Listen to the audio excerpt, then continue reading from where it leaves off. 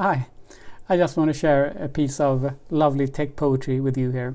So I just came across these $3 ultrasonic mist maker circuits somewhere online, and I just had to try them out and do something with them. This is really supposed to be a kids workshop later on. We're going to build like water mist maker machines, but I had to just experiment a little bit. So I made it, turn it into a diesel electric love candle, I think.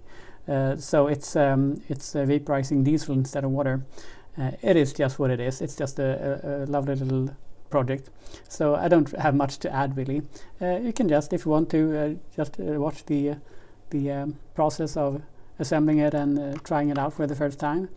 Well, I kind of love these small silly projects, so I just wanted to show it for you. Okay, bye.